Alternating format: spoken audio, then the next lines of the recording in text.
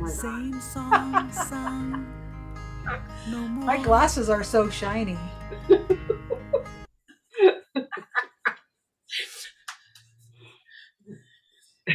There you run. All right. Yat everybody. Welcome this evening to our Wisdom Circle event. We are so excited that we're having this event here tonight. We got a lot to share with you, and we just want to start off our evening by acknowledging our traditional ancestors all over Mother Earth, particularly right now where we're at here in Santa Fe, New Mexico. We'd like to acknowledge the Oga Poge Owinge, also known as Santa Fe, where we reside. And this evening is super special because we have Ramona Emerson. Ramona is, amongst many things, is a Navajo filmmaker, creative writer. She's a mother. She's a wife. She's a worker bee. And tonight we're really excited to celebrate her. I want to say new novel, but it's probably an old novel that finally got published. But we'll talk about that. It's called Shutter, and Ramona got published by Soho Press Incorporated, and she's getting distribution through Penguin Random House. And what's so beautiful about Ramona is she is an Indigenous community member who advocates for for indigeneity and passes on her knowledge, gifts, and skills to give back to her communities in ways that really break down stereotypes, cultural appropriation, and overall misunderstanding of what it is to be Indigenous on Turtle Island. And Ramona is living proof that we all need to stay with our visions. We need to continue to dream, and we need to write our stories. So join us this evening. Let us all welcome Ramona Emerson. All right. Ramona, tell us a little bit about yourself. Hello, everyone. It sounds like quite the party. Well, she Ramona Emerson and she plashi in shkle nakai bashichi tachini dashiche nakai dashinole. And I am originally from Tohatchi, New Mexico, and I have lived also in Santa Fe and Albuquerque, where I reside now. And I run a production company here in Albuquerque with my husband, Kelly Byers, called Real Indian Pictures. So we work mostly in documentary work, and we do a lot of work for Native organizations and universities.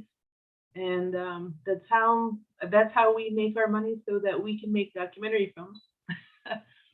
And I, geez, I guess I've been making films for a while, over 25 years. I like to make films and tell stories. I'm not a good marketer, which probably is why you haven't seen a lot of my films. I'm not really good at that side of it, but we continue to make, like you say, Tosh, content that aims to rehumanize Indigenous people through our own stories, right? Because I think after years of being objectified by the cinematic space, I think through people who were making films about us in our communities, and it's a very difficult medium to be a part of. It's hard to make a good living being a filmmaker, especially a documentary filmmaker. Documentaries aren't blockbusters by any stretch of the imagination. So you really have to be devoted to your story and to what you're trying to bring across with the story you're making. And in the case of documentary work, I think it's just really all about remembering that you are given the responsibility of telling the story. People are trusting you with their words, they're trusting you with their images, they're trusting that you are going to get their story across the way they want you to tell it. And that's a big responsibility. So I think that as a storyteller, I think that's really most important. But as an advocate, it's even more important to make sure that you give the next generation of filmmakers opportunities, advice, help, whatever you can do, so that they can continue that work and continue to make space for ourselves in our own communities, because it continues to be a struggle to get funding and to tell these stories from our perspectives. Outsiders continue to be funded and supported to tell our stories, and we, kind of have to fight tooth and nail as Indigenous people in this particular country for documentary funding and for funding in general. There's a very limited amount of funds, and all the filmmakers know each other and know each other's work, and we're all competing for the same 5 pieces of pie every year. And so, it's a hard business to be in.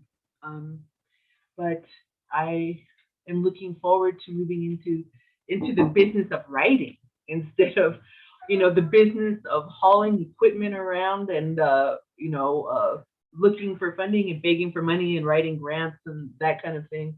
It's hard. It's hard to do that work, and it's hard to maintain a lifestyle, a healthy lifestyle, making those kind of career choices. Which is why I think my husband and I have this business, because, like I say, it's our bread and butter.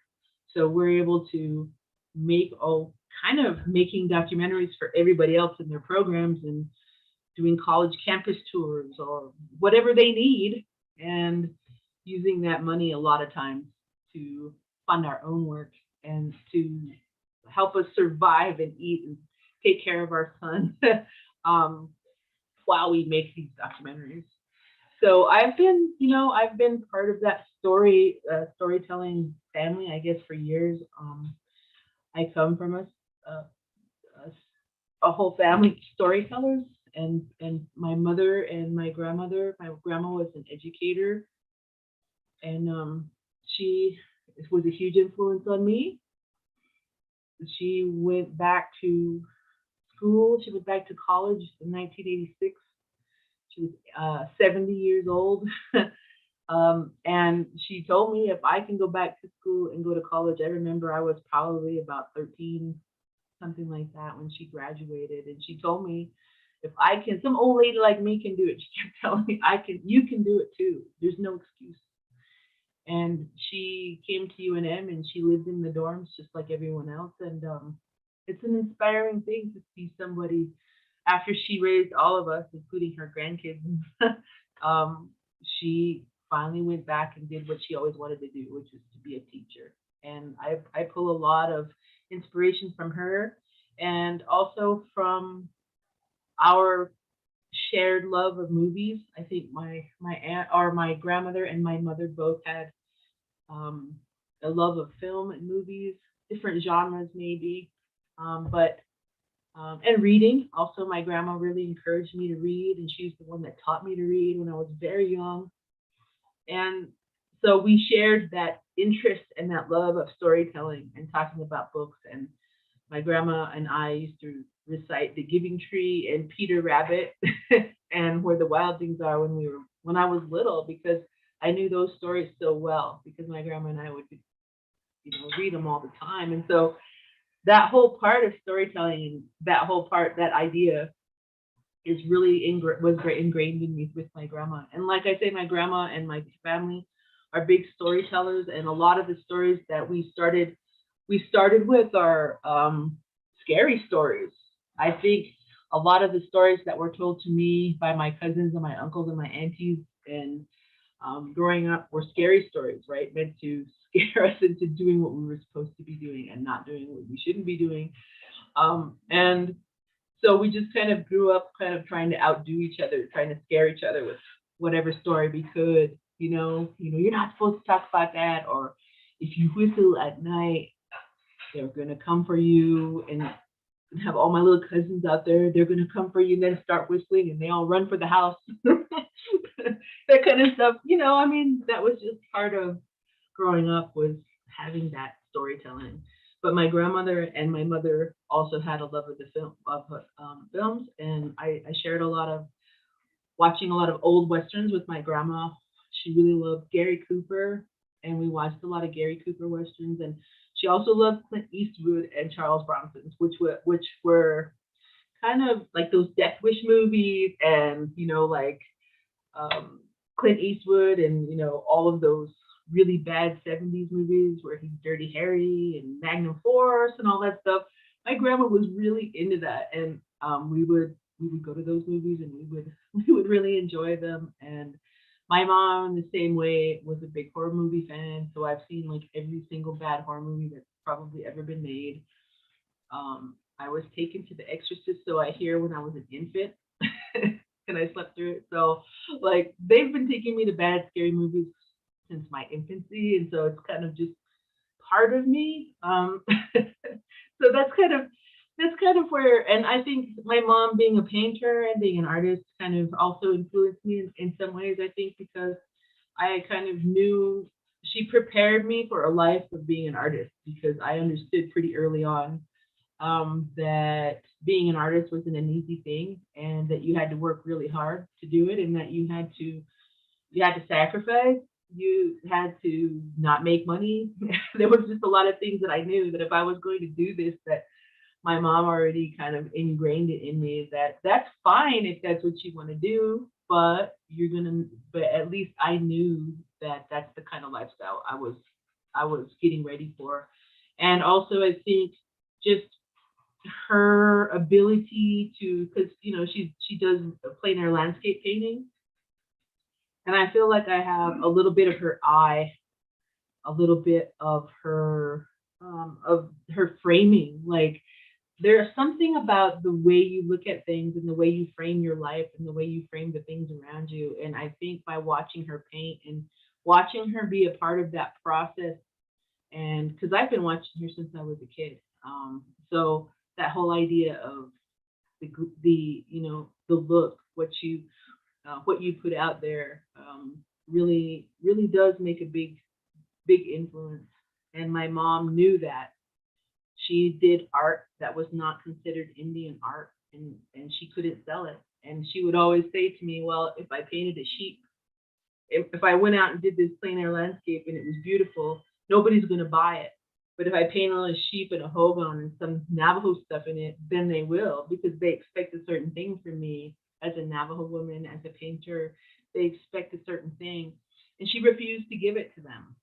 And yeah, when I was a kid, I would be upset with her, because I think that I felt like we were made to suffer so that she could have artistic integrity. I don't know. I just kind of felt like that was what it was like. But growing up and being an artist, I see why she did what she did. And I'm proud of her for not selling out. I'm proud of her for standing strong and continuing to this day to do the same work that she wants to do, and not letting other people or money dictate what direction she would go in. And so I think that was a big influence on me, because I feel like I take that same kind of I kind of take that same kind of path that she does, like I understood that, what you're trying to do, and the message you're trying to get across, and the responsibility of the people whose story you're telling is much more important than how much money you get or what opportunities are going to be handed to you. That's not why you make art. You don't make art to get rich or to inflate your ego. You make art to make change, and to change the ideas of people who are looking at your art and participating in your art. So for me, that's, I think, a big part of why I went in the direction I did, and why I continue to work in the documentary industry. Yes, that is really good to know about the process of making art, the intention. Is it sacred or is it monetary? Is it stereotypical, what's going to sell? Or is it your true heart to vision? So when you started seeing life through your own lens, and I like how you said framing, because when you look through a lens, it's a frame. You can go close, you can go far, you can pan, all kinds of stuff. Did you, when you started to do the images, did you see stories? Did you have stories in your mind, or were you just taking pictures? Like, we're talking about three different things here. We're talking about, you're a photographer, right? You're a photographer, you're a filmmaker, videographer, editor, and you're also a creative writer. And right now you just completed a beautiful novel called Shuttered. It's action packed and crime and scary and horror and all that kind of good stuff. I can't wait to read it. Um, but did you already have stories when you were real young and you started taking pictures? Like, when you took a picture, did you have a story? Yeah, I mean, I think I remember I went to, there was an anthropological film school in Santa Fe when I was a little kid. And one of my schoolmates named Carolyn, her father Carol owns the anthropological film center. And I remember going over there when I was like second, third grade, and seeing how moving image worked, because he would just give us like empty cells of film, just unexposed film, and we would go and he would just give it to us, and we would draw on each frame and make an animation. So like I made this animation of this fruit bowl with all this fruit in it, and then all the fruit crawls out. But I think it was like my first time seeing how the film process worked, and understanding that film was a collection of images. And so like you make 24 frames of an apple and only 1 second is going to go by. And I think it really cemented in my mind the way that film works, and how you can do the same thing with photography. I had my stepdad Will introduced me to a pinhole camera when I was very young, and he took a couple of portraits of me with a pinhole camera. And it was the first time I'd seen any images ever made by like this inanimate object and some paper that was in a box. So I didn't even know that you could do that. And they were also making a film by using the pinhole camera as each frame. So they would they would pull it out and expose the paper, and then they would do it again. He would move, and then they would do it again. So it was like animating, but at a very small, long, drawn out process through still imagery.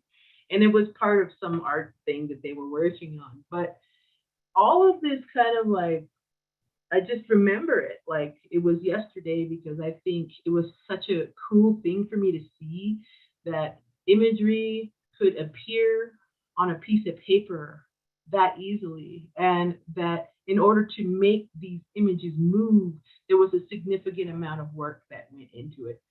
So when I watched film from that point on, I understood that, wow, especially animation, because I understood that each movement would just a small movement would take frames and frames and frames, and work and work and work, and all these people drawing the pictures. And so that, I think, kind of got me ready for it. And I mean, I took pictures. I had a little Instamatic camera that my grandma bought me, and I would take pictures of everything, all kinds of stuff. I had a little brother, and I would take a lot of photographs of my little brother, and my cat, like, oh, my grandma. I just took pictures of everything.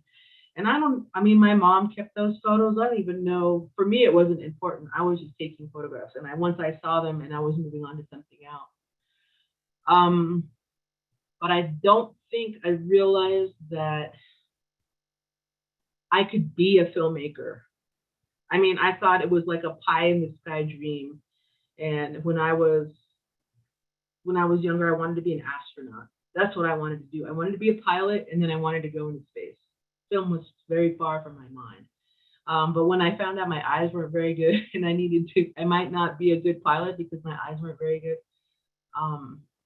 I kind of got bummed out. I didn't know what I was going to do with my life. And I went to see I had been a Spike Lee fan because I had seen She's Gotta Have It, and I had seen Do the Right Thing. And so I had some idea of who Spike Lee was, and I enjoyed his films. And so when I was a junior or a sophomore in high school, My mom took me out of school because I begged her to, and I wanted to go see the new Spike Lee movie, and we went to see Mo Better Blues, which is definitely not one of Spike's better movies. It's very misogynistic, kind of like a lot of his films are, but in particular that one.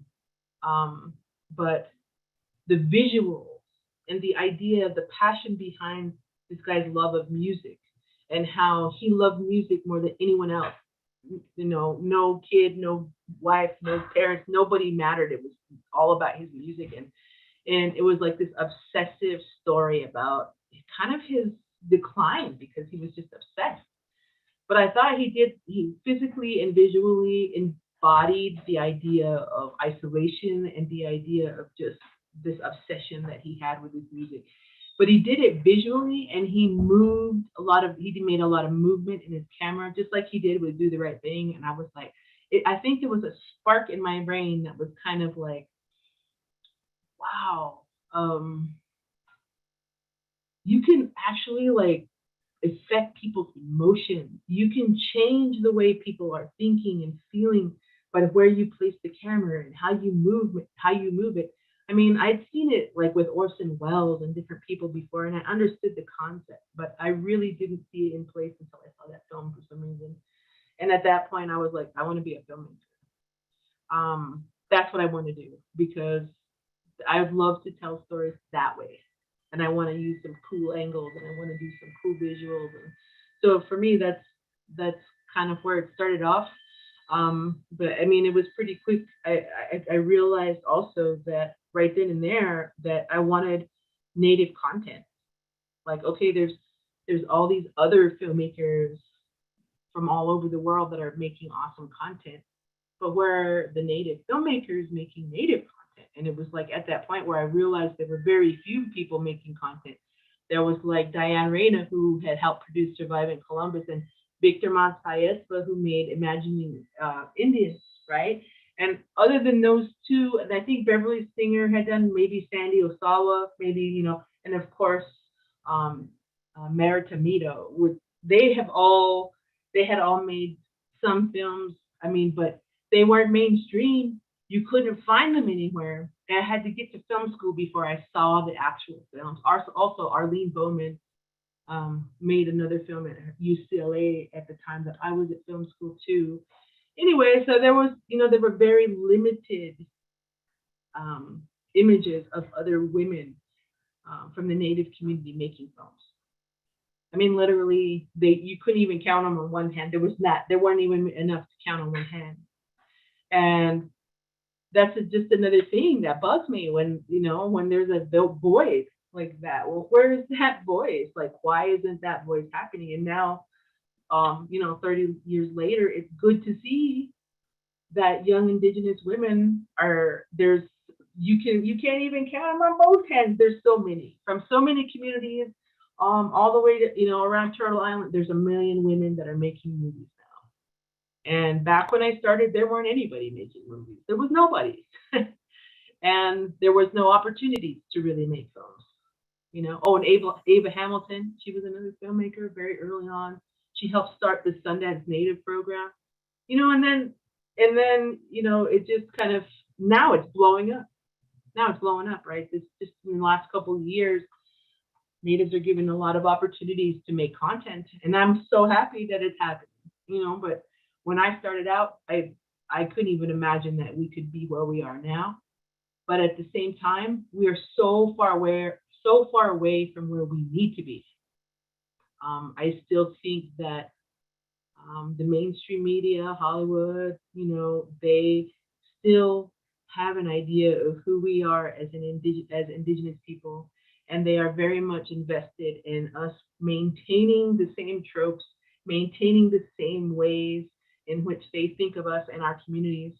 They expect the powwows, they expect the fry bread, they expect us to be living on a reservation in a hogan or in a teepee. They expect these certain things, or working in a casino. Like, there are just these tropes, I think, that are connected to Native communities. And I just feel like as Indigenous people, especially here in the US, we need to work on our content, and we need to get more original content, and that stuff that is completely original and new, and some science fiction and some When are we gonna have like, the native Sex in the City, or like when are we gonna have the Friends with the nothing but Indians living in an apartment? Like Friends with Indians would be hilarious, and it wouldn't be that cush, right? Nobody'd be living in some fancy apartments in Manhattan. But that would be way more interesting to me than watching Friends.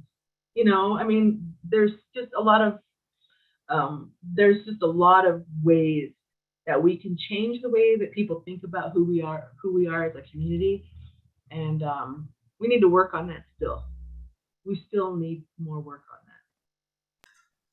Well, I'm glad you're saying all this because your apprentice is with us tonight, Ethan from IAIA. Hello, Ethan. So I'm really grateful. This is Ramona here. So we're talking about film, which is amazing. It's almost like meeting somebody like Chip Livingston and talking to him and mentoring with him and finding out that he was a journalist for 10 years. And then he got the craft and the mechanics down. And then he started writing his own material, everything from poetry to fiction to, I'm not sure about nonfiction, but he's an amazing writer now, and he's giving it all back in that MFA program at IAIA to all of us who want to have it. And it feels like, to me, you've been filmmaking and just amazing with your Indigenous lenses and your the way you're putting it together. And now all of a sudden, you're writing. You just got published, everybody. This is Ramona's book, Shutter, published by Soho Press Inc. and will be distributed by Penguin Random House. This is a big deal, man. This is huge. So before you tell us where we can purchase this and how we can get a hold of this book, and how you're starting a script to make it into a movie series, like everything you're talking about, where did you get your start in writing? Did it go hand in hand with the photography and filmmaking, or did you just join the program at IA and then took to it? How did that all come about? Well, I think at best I'm a lazy writer. I've always have been. And one of the first things I'll tell people when they ask me about why did you want to be a writer? I don't want to be a writer. I hate writing. It was like one of my most hated activities. I'm not joking. I hate writing. But I'm good at it. And I think I didn't really know that I was a decent writer until I think I was a senior in high school, and my high school English teacher, Mr. Zuber, gave me the senior award for the best writer, because I wrote this. We were supposed to write this essay about Sisyphus and about rolling the stone up the hill, but he wanted us to give our own personal interpretation of what that is, the Sisyphean theory, right? And I kind of wrote this story about how I couldn't figure out how to write the essay, and I went outside and smoked a cigarette, which I wasn't supposed to do. And then I went back inside and figured out I wrote the essay, because it's all about like going to your lowest point before you're able to get back on the horse and push the stone back up the mountain and get it done. And so and he told me, you are an excellent writer. You need to stop pretending that you're not an excellent writer. You do like the bare minimum to get your grade, but I know that you can do better. You just don't want to. And I told him, like, yeah, like totally, I don't want to write. I don't want to write this essay, and I'm not interested in doing any of this work, listening to Shakespeare and doing any of this. It's like super boring. And I was in Catholic school at St. Pius here in Albuquerque, so it was very intense, like college preparatory stuff, and I was just not into it. But I knew at that point I was good at writing, but I just never did it. And I decided instead to write screenplays, because they're easier and they're faster, and you can tell a story very visually, which I feel like I'm a very visual writer. And so for me, screenwriting was the way to go. And I wrote a screenplay right after I got out of college. I wrote many essays about Sergei Eisenstein, and the UNM at that point was the program was very theoretical. So you did a lot of film theory, and you read a lot of books, and you studied a lot of film. And so I was really good at that. And I could only get a job. When I got out of college, I could not get a job in the film industry, because at that point it was 1997 and there was no film industry in New Mexico. So the first job I could get, I worked in a frame shop for a while, but the first job I got working in video was for a gentleman named Jerry Goff, and he ran a business called Goff Visual Services, and it was basically a private company that did forensics for the state of New Mexico, for the state police, for law firms. Here in New Mexico, internationally, nationally, we processed bank robbery videos. We filmed accident scenes. I videotaped depositions and, post-accident scene investigations and construction work. I mean, it's just insanity. And I spent 16 years doing that work.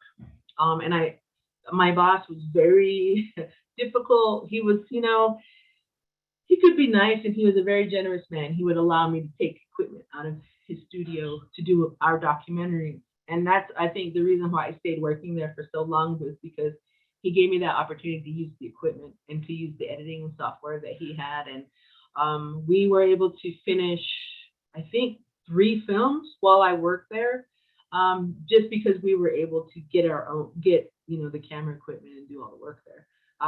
But after the 3rd film, we were able to buy our own camera, and we started really getting to work on our work.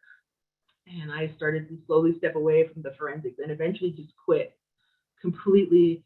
I think it was probably like right as I was going in for the MFA program, I quit that job. I just couldn't take it. My son was small, and my boss was just getting even grumpier, and my hours were crazy, and I wasn't getting paid enough, and I just had it. I knew that I could work for myself. I didn't need to work for him anymore. I worked for him for 16 years, and I was just done. And I quit, and I went and applied for school.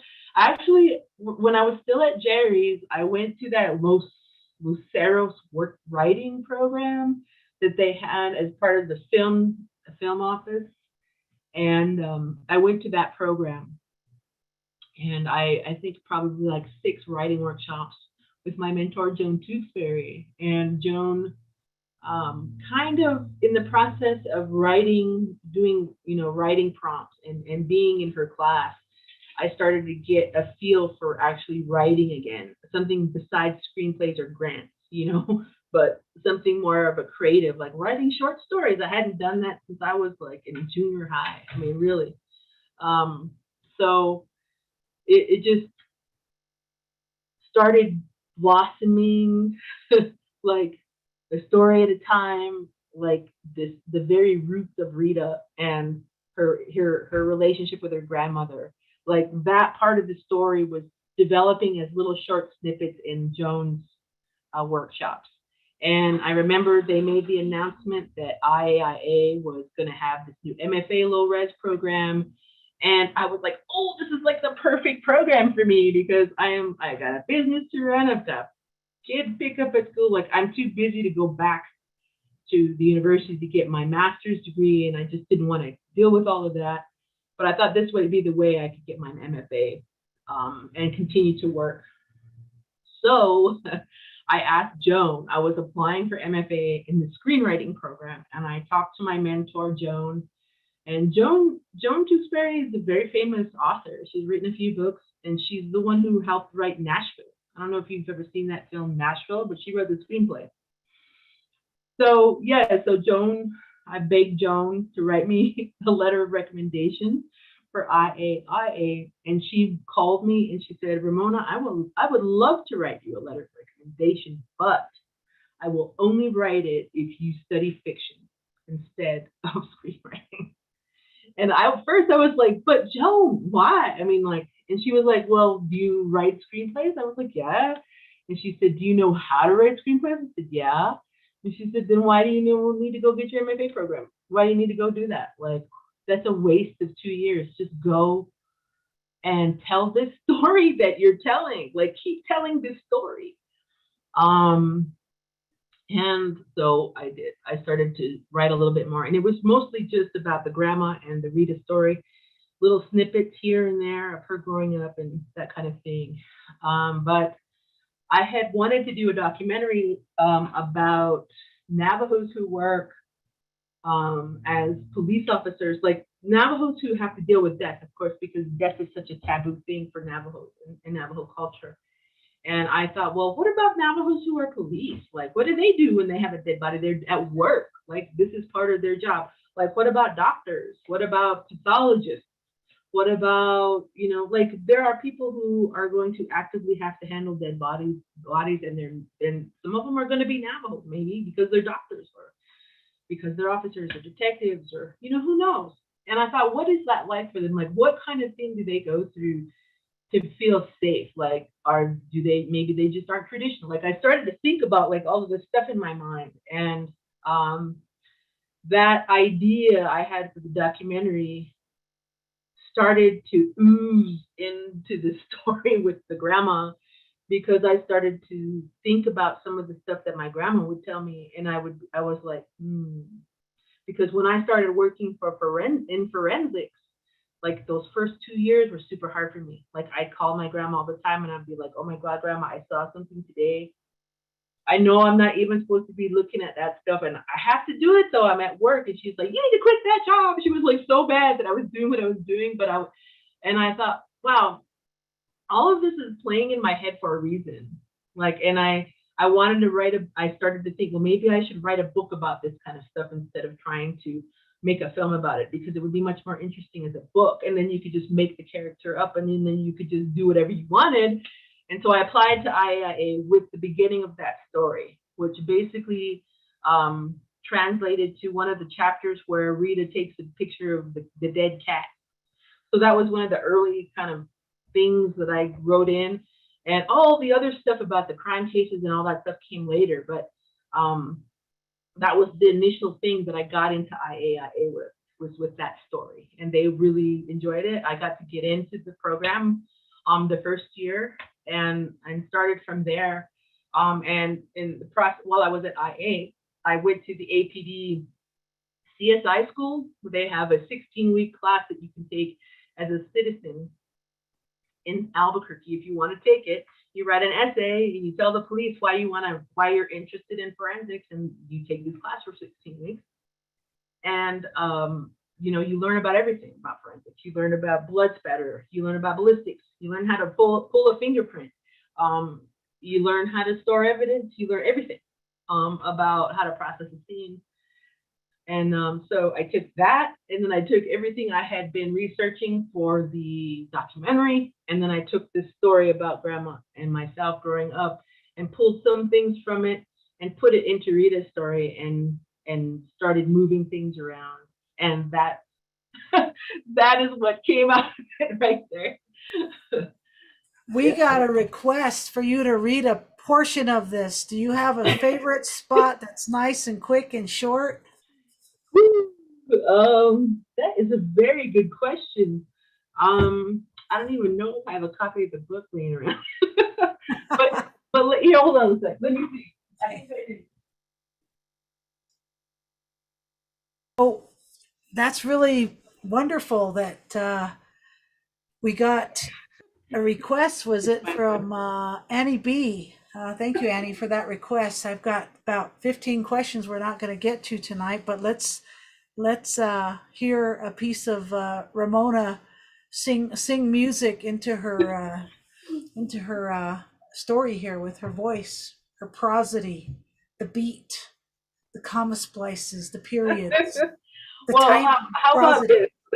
I'll read this, and I'm not saying that any of this is like my favorite. I don't even know if I have a favorite, but I think this chapter 4, I'll read a little bit, and that I think it's good because I think it kind of incorporates everything I was just telling you guys about, like how I incorporated my own observations and my own experiences into a fictional narrative, because I think chapter 4 kind of touches on some of the stuff I was telling you today. And it's not the forensic part, but it's the part about the grandma and Rita and their relationship. So I'll read a little bit from chapter 4. It's called Paper in a Box. The year I turned 5, Grandma taught me how to build the camera. It was also the first year that my grandpa began to visit me. At first, I didn't know it was him. My grandma, so heartbroken over his death, never kept a picture of him in our house. Grandma could make anything out of nothing. We had running water. Oh, I'm sorry. And that's how we lived together in her little house. We had running water and electricity, which was a lot out there on the res. Maybe my grandma had built her house with her own hands, with concrete and nails and tar paper shingles. Grandma loved to tell stories about how those Navajo women in the community would stare at her like she was crazy as she hammered away on the shingles of her own roof and brought stones for her fireplace when the light had fallen low in the sky. The women had watched as Grandma yelled at the young men from the hardware store who had done work on the house one weekend while she was away. She recounted the event over and over because I begged her to. Those fools put my garage on the wrong side, she would say, making me roll around in laughter. Who needs to look out of their kitchen window into their garage? Not me. In protest, my grandma never put a permanent floor in the garage. It just sat there with the same dirt floor that it always began with. One day, Rita, I'm moving my garage to the other side. You'll see, she would say. She would tickle my stomach and I would run away, the fresh laughter still working through my body. I wanted that garage on the right side too, just because that's what Grandma wanted, even though I knew she could never afford to move it. On the reservation, nestled deep within the Red Canyons and forgotten communities, tattered trailers and skeletons of long abandoned hogans stood like teeth. Hot sand ran into every crack and hole when the wind blew, and now only shells remained, tied together with thinly stretched chicken wire and bare logs. Grandma had picked a good spot for her home site, hidden to shelter her house from the relentless east to west winds.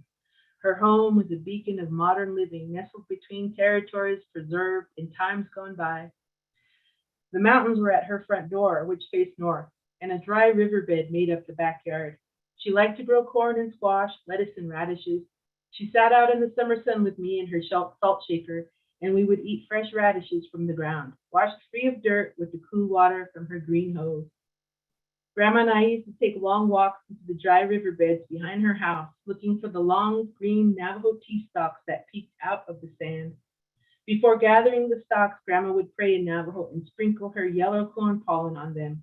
We had to thank the tea before we could use it. Don't take the whole thing. Don't take it from the root. If you do, they won't be able to keep growing all summer, she lectured. Her hands were full of the light green stalks, their yellow flowers rising like unruly wires through her fingers. I pulled gently at the plant, leaving a healthy 6-inch stalk behind, and eventually I rolled the stems inside my dirty t-shirt. We walked for a couple hours before deciding to turn back, our legs sore from trudging in the deep sand. Grandma rolled her empty cloth flour bags around her neck to keep her cool. As we made our way up the final hills, our pockets and shirts filled with tea, I could see beads of sweat on Grandma's face. Her face was red with labor. Never get old, she said. You hear? Okay, Grandma. Once home, we bent the tea into bundles and wrapped them with string. Grandma left the bundles out on the table to dry for a couple of days, and then moved them to her copper tea canister. When she finally let me drink tea with her in the evening, she would stare at me with a smile and shake her head as I filled my tea with sugar cubes and milk from the can. Eventually, I convinced her to let me have morning coffee with her, sharing the off-white milk, sugar, and coffee concoction at the kitchen table. But on the day before I turned 5, Grandma and I drove deep into the woods towards the Chispa Mountain, on the other side of Tohatchee, where the blue spruce and aspen trees hissed only feet above the trail road. Our pickup shook and rattled along the way, and Grandma had loaded us up with a shovel and a shabby gunny sack, a tattered cotton sheet, and a black box. I knew the sheet and the gunny sack meant we were going to go up to the pinon trees to get nuts to roast and sell. A good gunny sack full could make Grandma a little money here and there. I love pinon nuts, freshly roasted from the oven. When Grandma roasted and salted the pinon, the house filled with the smell of warmed pine sap. We found a good spot near the creek and made our way up. And when we came across a tall, stout pinon tree, its cones full of brown berries, I worked myself up the branches and shook the tree with all the strength I had in my arms and legs. Grandma spread her white cotton sheet below and sat, quietly sorting through the pine needles to find the nuts. In the Navajo way, she explained, you aren't supposed to shake the branches like you did just now. My feet braced weight above the needles and branches. When the pinon's ready, it'll fall to the ground by itself. You're being impatient. She shook her head. doing it like that calls the bears to you. But they'd have to get through me. Bears know better than to bother your grandma. The meat is too tough. I pulled Thank myself. you. Okay, Oh gosh, stop of me. I that, could read. I'll just read. that's some really good writing. That's just filling out there's interiority, exteriority, the dialogue. What's for me myself, I like a lot of interiority. I like to hear what's going on in people's mind with the action on the outside happening with drops of dialogue. So really good work, Awesome. Ramona. Unfortunately, sadly we're out of time, so I'm going to go ahead and just thank you for your wonderful show tonight. I'm going to tell everybody where they can buy this book from. Yes. Where do we get it? Just Google it. Well, it's not out yet. Wow. It's you got one of the advanced editions Nice. that probably has like a couple of spelling errors of the Navajo word. So like after that, it got copyrighted one more time. So but the book comes out on August 2nd, and you can pre-order it now. Like you can go to I don't know about Bezos. Don't give your money to Amazon, but you can find like your local bookstore or Barnes and Noble, somebody like that, and you can order it online pre-order. So if you just type Shutter and Ramona Emerson in, the Penguin site should come up, and it'll direct you to where you can pre-order the book. Beautiful. Okay, everybody. Orders from Ramona. Don't order from Amazon. Order from anybody else. And Ramona is definitely serve the local coffee shops and the family-owned businesses. And since we're at the end of our show, our theme is thriving in purpose. So just give us one last definition for our little brother out there who's watching the show tonight, student at IAIA, and all these other artists out there. What does thriving in purpose mean to you? Thriving in purpose. Well, I think what it is to never lose sight of your dream and your goal. Because there are going to be times out in your life, especially as an artist, where you're going to be rejected, and believe me, I know all about that. And I've been rejected from just about every film festival, every funding organization possible, some multiple times. 28 to 30 different publishers also rejected this book. And I'm not gonna lie, there's times when I was like, what am I doing? I should just go get a job or just start teaching, because I need to have like a real job. I need to be an adult and not try to do this artist crap. But I think like I just remembered my grandma telling me, like, if that's what you really want to do and you really believe in it, then that must be what you were meant to do. And you can't just give up because somebody said no to you. Since when does that even happen? It doesn't. If somebody says no to you, you just go around that person and find somebody else, and find another organization that's got your best interest at heart. So yeah, don't give up. Just remember, like, whatever it is that drives you. Like for me, it was my son. Like I would see him and I'd be like, I don't want him thinking I'm just a loser. Like I don't want him to think that I didn't fight hard to do what I'm doing. And so keep fighting, man. Don't give up on those dreams. It took me 25 years to get to the point where somebody's finally interested in something I'm doing. Wow. And, so don't give up. Well, we're always interested in what you're doing, Ramona. We are your biggest fans, Indigenous Ways and IndigiFem, because you're an awesome, legitimate, loyal, dependable person that suits up and shows up, even if it's across state lines. You show up for the shoot. So thank you. Okay, well, at this time, I'm going to go ahead and pass it over to Elena. Right on. Thanks so much for that, Ramon. Great words.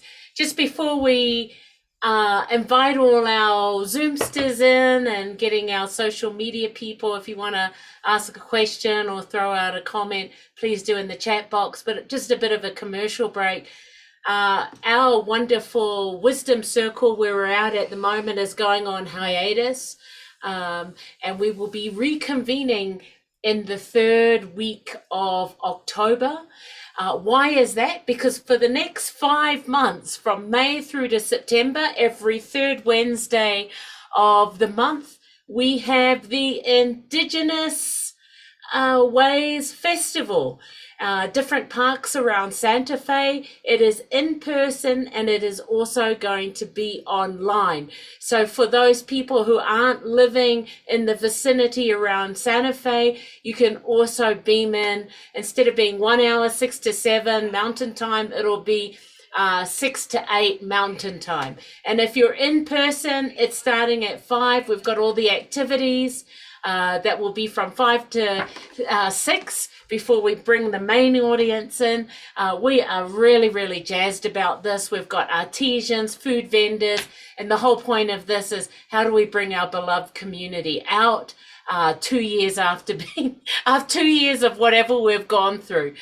So we're really grateful. You can check out on our website, IndigenousWays.org, all the schedulers there, and importantly, it's a different Zoom link. So if you want to attend on the virtual, go up to our website, IndigenousWays.org, and there you'll be able to register for the virtual event. Down below, you'll see all our social media zipping across the screen. We're really grateful for that. And then if you want to catch Ramona again, you can in the next week. Have a look on our website. There you'll see Ramona's archive as well as the 165 Indigenous and Native American presenters that we've been very blessed to have through the circle starting April the 1st, 2020. And then, all of these events have been free. All of them since April the 1st, 2020 have had ASL interpreters, and that's making access available to everyone. So kudos to Chris Essiano, who's interpreting now, and also the beautiful Zol, who's blessed us making access available now. Also want to give a shout out for our series that we've had, which is just finishing tonight with the beautiful Ramon. Thank you to our sponsors. Ramona, thank you to our sponsors, the National Endowment of Humanities, the New Mexico Humanities Council, WestAF, New Mexico Arts, the National Endowment of the Arts, Northern Rio Grande National Heritage Area. Also to all our individual donors making this possible so people can come in with no cost at all. Thank you to our board members and all of those wonderful people out there. If you want to make a donation, you can do our little sites here, go to our website, or else we've got our postal there. So this is that wonderful time. If you're in our Zoom area and you want to turn on your camera, now is the time to do that. Tash, I'll let you have a go at this. Okay. Wonderful. So our Wisdom Circle, I'm thinking, is not ending. The only thing you have to do is go to our website, zoom in. We will have our beautiful sister Ramona and our young brother Ethan on site live filming.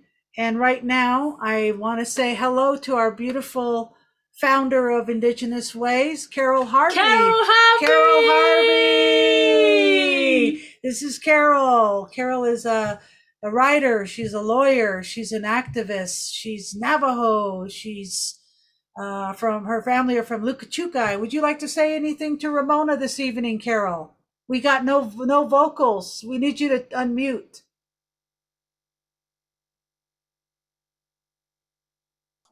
Most importantly, can you hear me? Yes, we can hear you. I know your grandma, Ramona.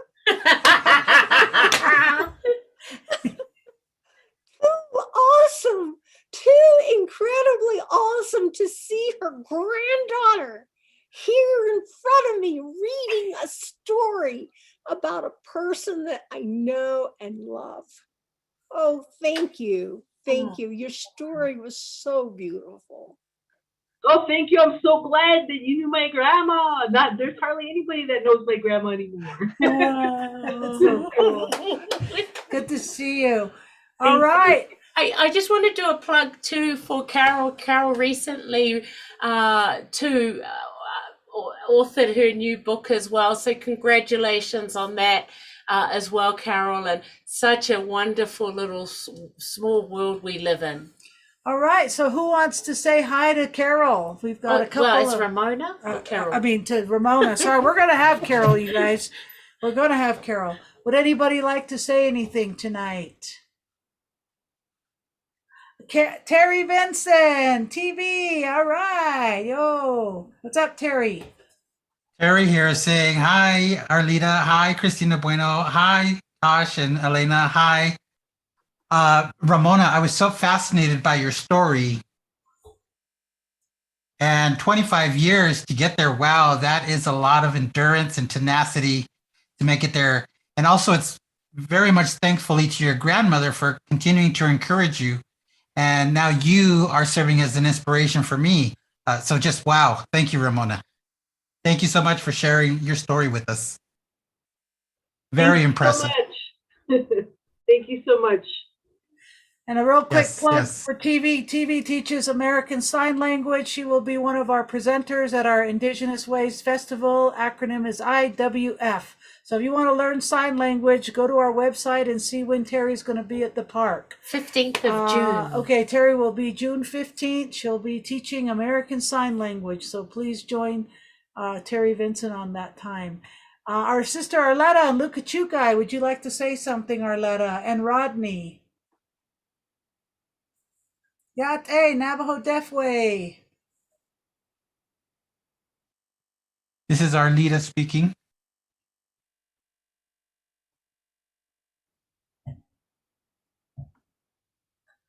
And Arlita says, I want to order your book.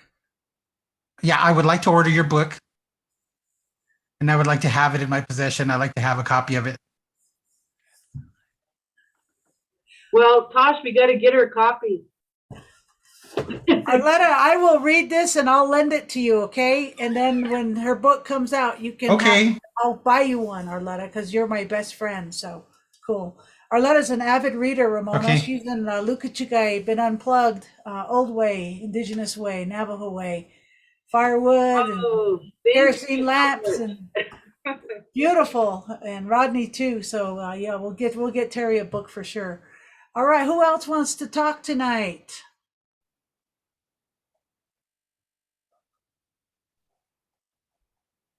I'm just so honored to hear Ramona and that generation.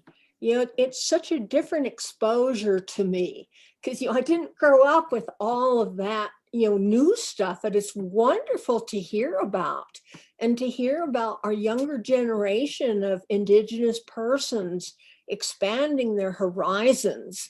And that, no, you don't have to be put in any box and you get to do your own work. And it's such an honor for me to hear from your generation and to hear your story. And it's wonderful. Thank you, Carol. Yeah, I really, now that I'm getting a little older, it's very important for me to make sure that that next generation is ready to take over. It's a young person's game, the film industry.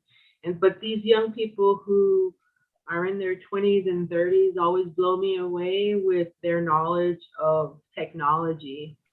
And these young people are making films with one of these now and getting them into film festivals. And, I'm used to carrying like 500 pounds of gear out to the boonies to do stuff. And now these young people are able to use this and their laptop and tell stories around the world. And it just makes storytelling so much easier for everyone. And also, it makes it so much easier for us to see them and to see their new viewpoints and to see what they're going through as young people.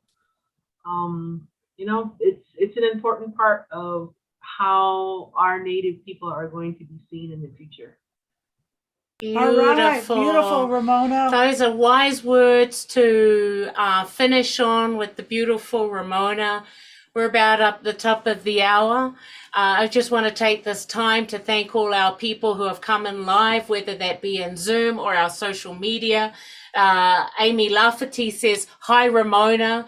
So thank you for all those people that took the time out of their time to bless us. If you're watching the recording of us, thank you so much. Also to our ASL interpreters again, Zol and also Crescesiano, making it possible. We will look forward to seeing you all either virtually or in the park, May the 18th, that's Wednesday, at the Indigenous Ways Festival. Other than that, everyone, let's give a big, warm, hearty Yahoo for the one and only Ramona! Take care, everybody. We'll see you soon. Take care. Bye-bye. Feel the rain.